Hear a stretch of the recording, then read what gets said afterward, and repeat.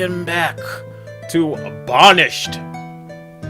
So we have done getting started, we have done survival. So getting started shows how to get the houses down, what some of the icons above their heads meant, and some of the basic things that we're gonna need. Whereas the survival taught us how to deal with herbalists so we can help get medicine, blacksmith for tools. We had the foresters for planting and cutting down trees, and the tailors for cloths and stuff. It did not tell me how to do livestock. I think I cut out a little... No, that's the food production. That was one thing I was concerned about. What I wanted to kind of learn is hunting and the animals, stuff like that. So it looks like food production will be put into that, and then trade afterwards, which is kind of confusing about trade. I guess that's so villagers can, work and sell stuff a little bit easier. But we're going to do food production so that we can learn how to easier survive the winters, because the winters will be harsh. Okay, so let's see if we can remember what this means. There's an X above his head, like a little ant sign. So that means they have no workers, I'm guessing. I don't remember completely. This means they have reached their limit, and then we could actually raise it by clicking on it and then raising the number. So I know how to do that. But this one, I gotta make sure either there's no worker here. That looks like a tailor to me, or something to do with the production. There are many ways to produce food for citizens: hunting, fishing, gathering. Yes. Before you can produce food, you'll need to construct buildings to create for the areas of food. So let's do that. So we have a pasture, provides an area for livestock to graze. I like it. Hunting cabin. So you don't need a road to a hunting cabin, I guess, judging how this is. And gather hut, used to define an area to collection of roots and berries. Huh. I wonder if I actually should stick that next to the herbalist house, or if that would that do anything bad to the herbalist house.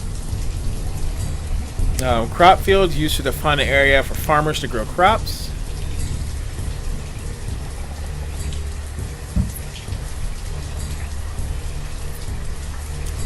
Orchard, defined which can grow fruit trees, apples and the such. Okay. The crop field is currently disabled to indicate the following icon. Select the icon by clicking it.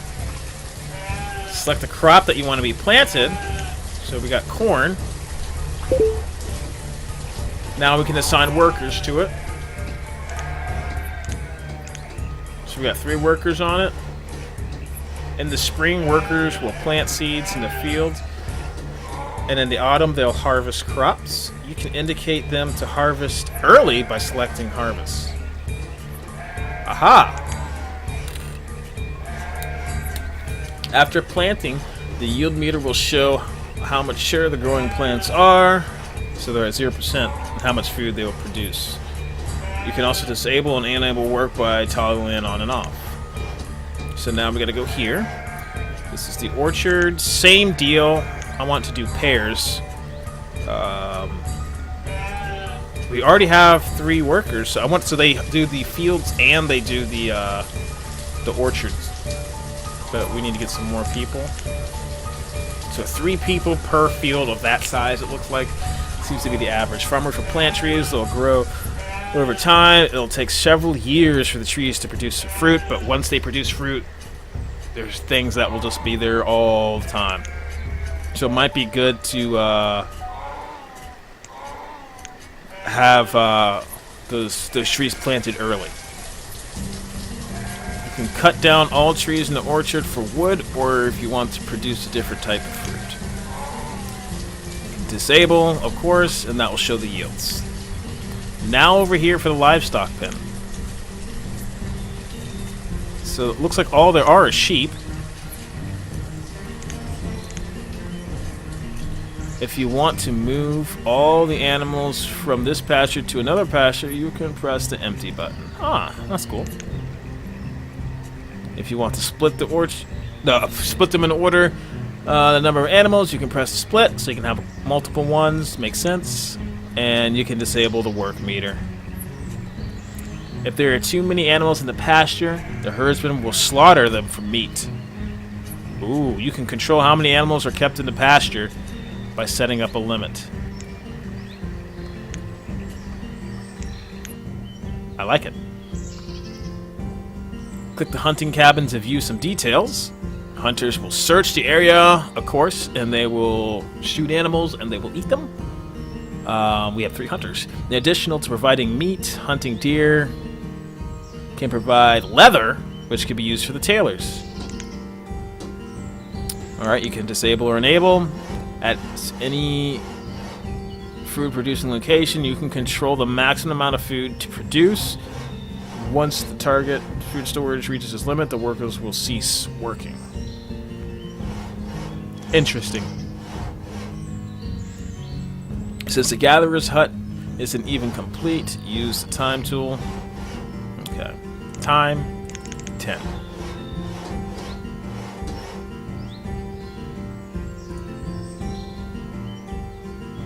Gatherers will search the area around the building and search for food that grows in the forest.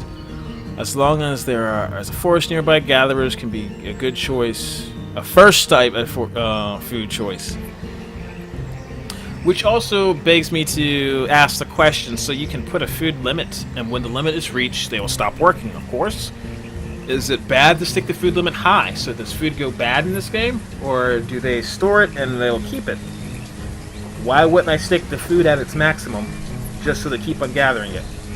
I'm sure we will find out if it will. Click on a fisherman's hut. Each building that produces goods tracks on how many resources are produced per year. The current season displays to show how many resources have been produced thus far in this current year.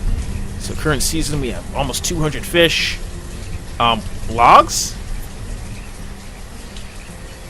There's a fishing dock. They produced 3 logs this year. Last year they've done almost 600, but this year's not over yet, of course. As the population grows, you'll need to expand food production to keep citizens from starving. Producing a variety of foods will help citizens keep it happy and healthy. Press the next button, play the next tutorial to focus on trade.